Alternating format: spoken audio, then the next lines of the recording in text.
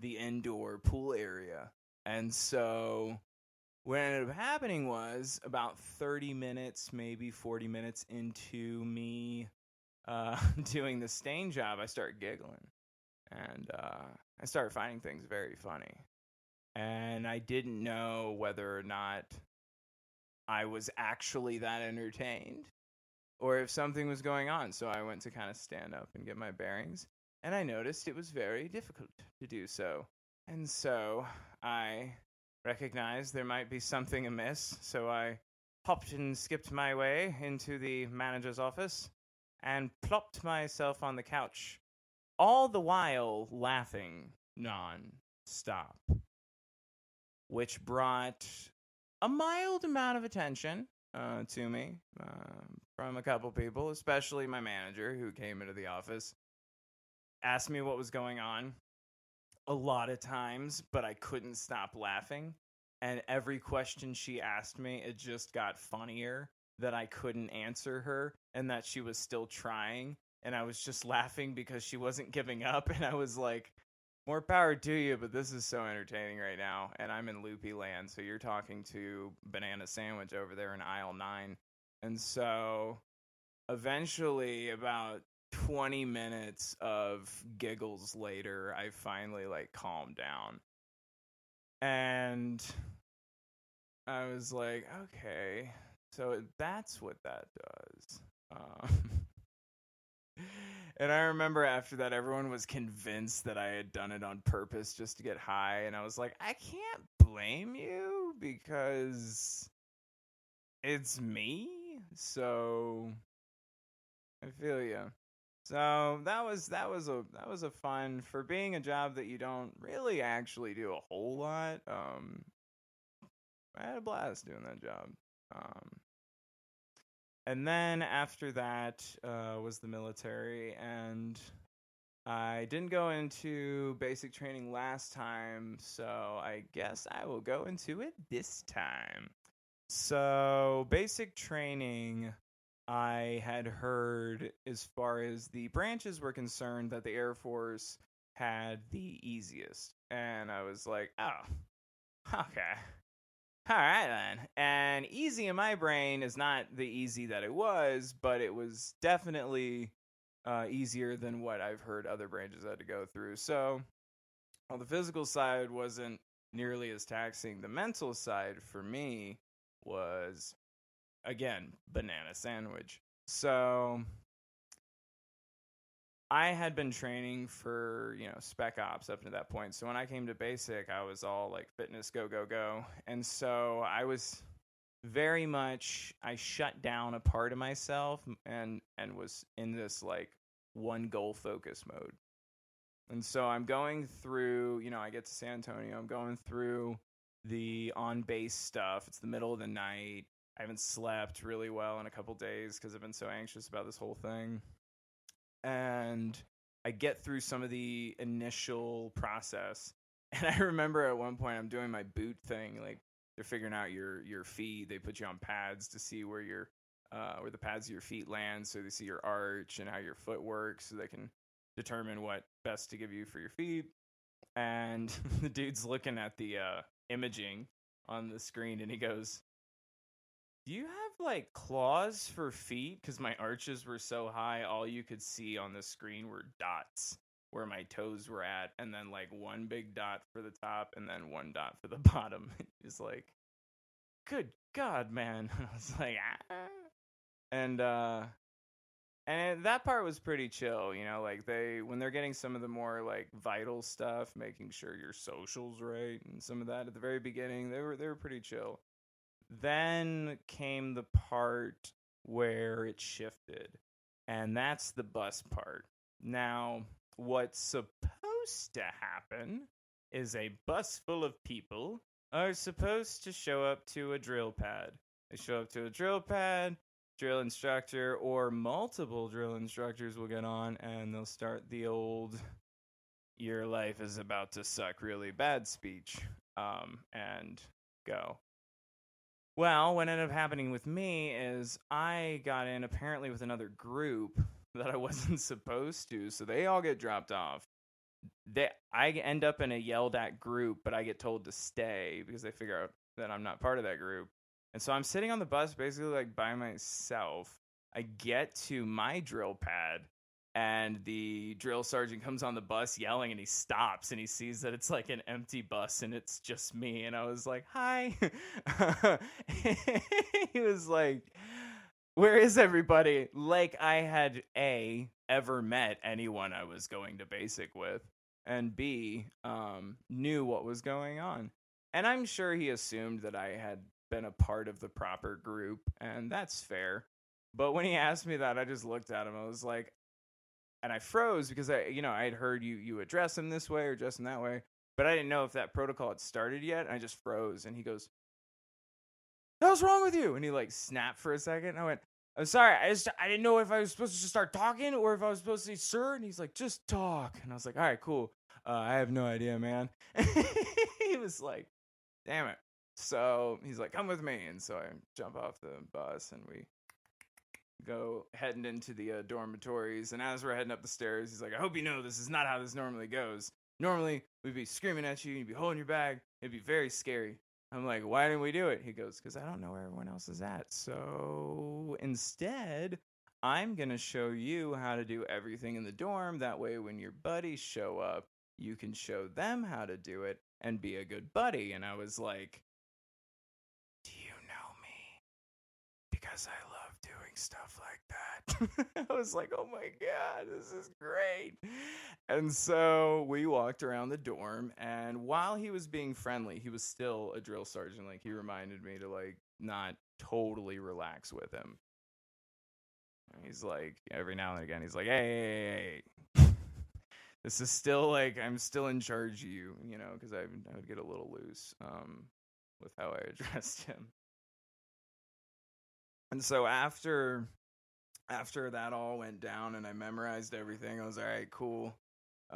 Thank you. And he's like, "All right, just letting you know, after me, it's gonna suck. So just get ready." And I was like, "Thanks for the heads up, man." And so I was like, "Well, I've had the easiest and most interesting intro to basic training.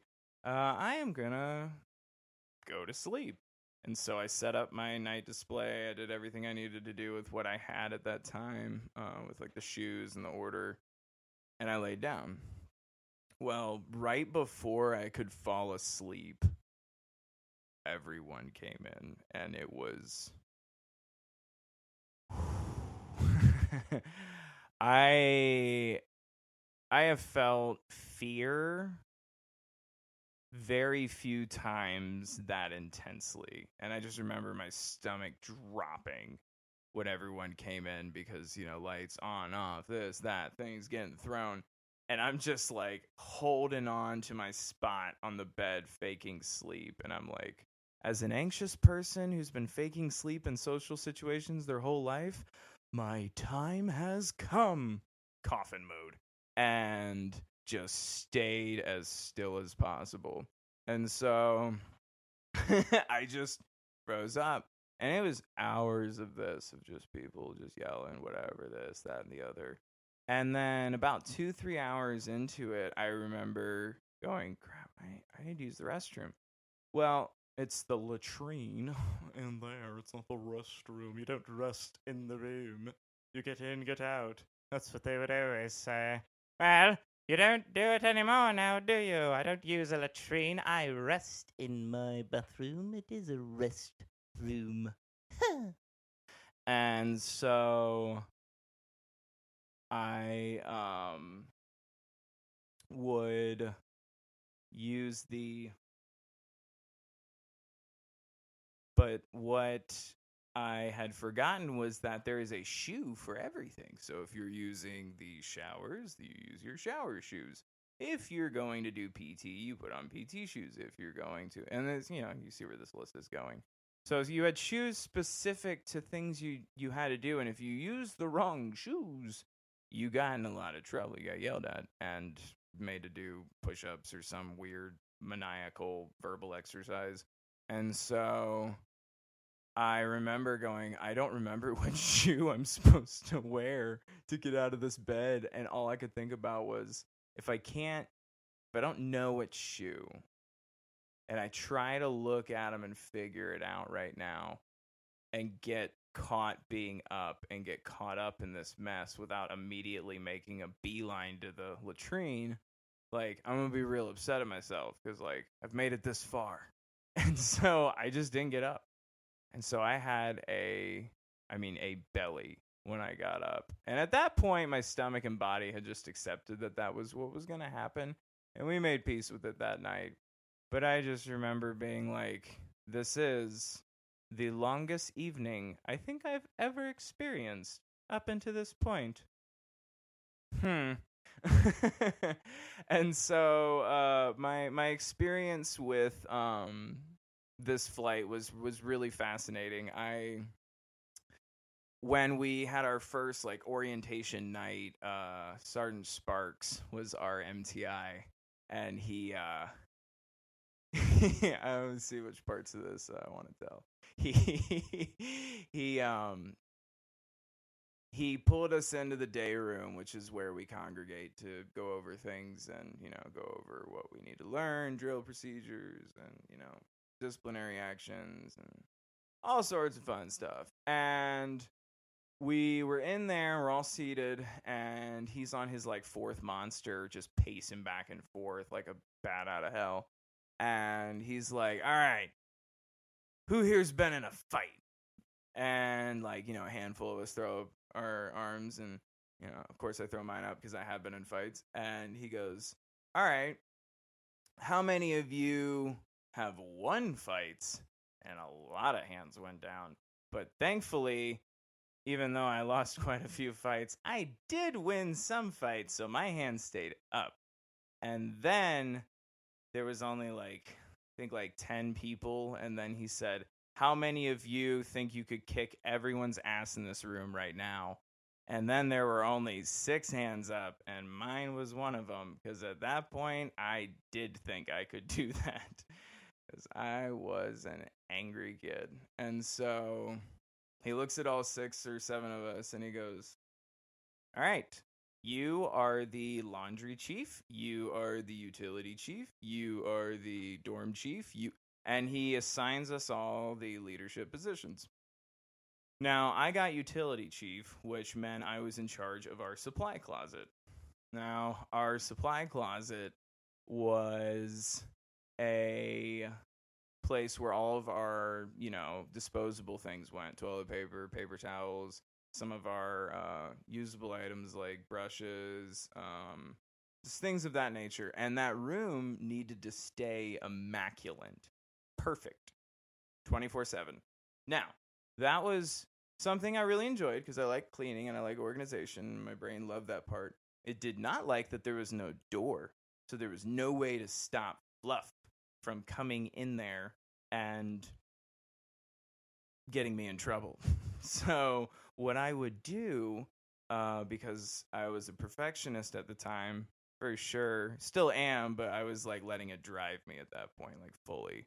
I woke up, I set an alarm on my watch, and you gotta remember we're only getting like 3 to 6 hours of sleep a night, and I was working out at night as well as doing everything else in the day, and I'd wake up 30 minutes or so, maybe an hour before inspection time, and I would go to the utility closet and take a wet rag and run it across the floor and watch and see how long it took for fuzzies to show up. And I figured out it was like half an hour or something, and so I was like, okay, half an hour, and then I can, take half an hour to like wake up and stretch, and then, that way I'm not like jarred when everyone wakes up at 6. And I did that for a while. There was so a lot of the MTIs in basic training, for us at least, I can't speak for everyone else, had the tappers on the bottom of their boots. They had these little metal plates where they would make a clicking noise whenever they walked. And it was really distinct, and it like associated, you with intimidation or like leadership or whatever they wanted to like convey, and like basically almost make like a Pavlovian response for obedience. And I really enjoyed using it back at them. And Sergeant Smirks